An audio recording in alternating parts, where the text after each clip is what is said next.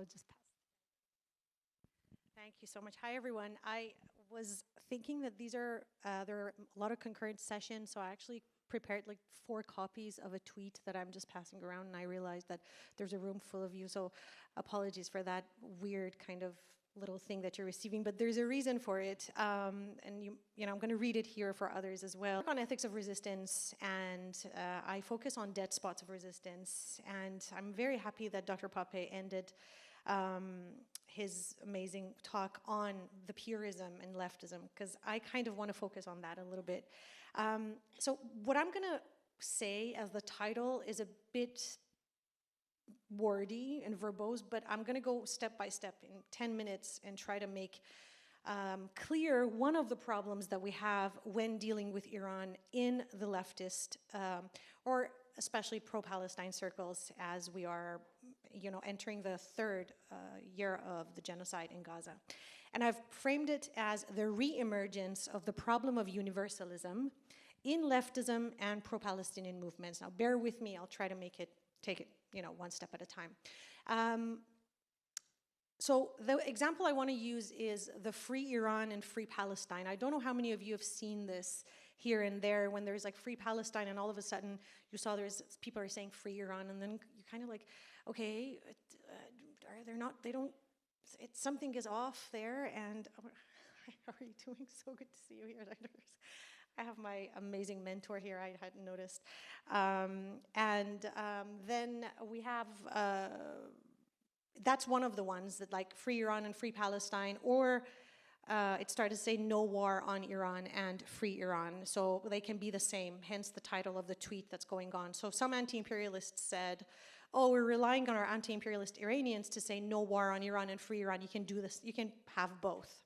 So imagine these two, Free Iran and Free Palestine, being the same, and I want to problematize this notion of universalism. Let me very quickly tell you what universalism is, and I apologize for those who, I'm sure a lot of you already know it, but just for the sake of cogency. So the problem with universalism is not that universalism is bad.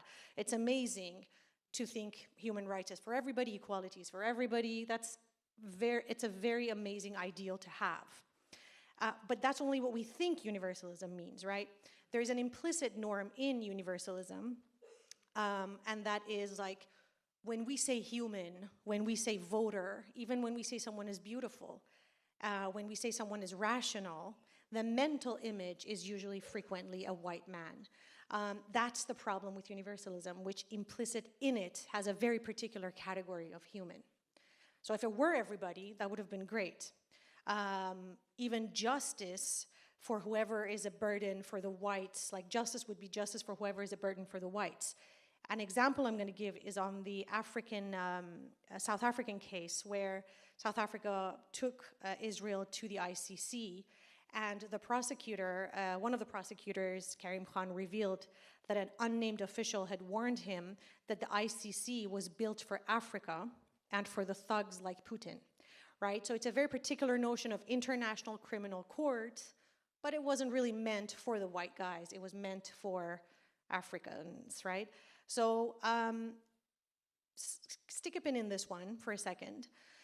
And I want to come to the discussion of never again, which is the amazing lesson from Holocaust education that we receive. Beautiful message, never again. So what happened was after the October 7th, the amazing anti-Zionist Jewish activists, they reclaimed this very beautifully and said, never again means never again for everybody, right? So they kind of reclaimed this universality in the right way. There was no longer the white man norm to it, which was fascinating. So that was amazing. But then this beautiful universality backfired amongst the Zionists, and I'm going to bring it to Iran very shortly. So the Zionists wanted the original universalism back, where the norm was the experience of the white, right? Because, you know, that's how they wanted to take it. And what is one of my proofs for saying that? I think everybody saw former Obama speechwriter Sarah Horowitz lamenting to, I think it was in the Jewish Federation, that people are finding content from Al Jazeera and Nick Fuentes on social media and seeing videos of the carnage in Gaza. Holocaust education has backfired, this is what she implied, in part as people see Palestinians as Jews victims, she adds, right? And then she says, they think the lesson of the Holocaust is you fight the big, powerful people hurting the weak people, which technically it should have been the lesson of the Holocaust. Never again was supposed to be that, the beautiful universal message that was supposed to take. Implicit in what Sarah Horowitz is saying is that the lesson they were supposed to get is that it gives Israel the right to commit genocide in perpetuity. So imagine that and the ICC case and everything. All right, so now I want to make a quick speculation, not an uneducated one. It is an educated guess because I'm looking at the patterns of what's happening in the Iranian, with the Iranian problems that we're seeing right now. So imagine universalism, Jewish voice for peace, anti-Zionist Jewish activists reclaiming it, real universalism, beautiful, and now enter Hasbara and Mossad and settler colonial narrative makers who are masterminds of co-optation and perversion of narratives.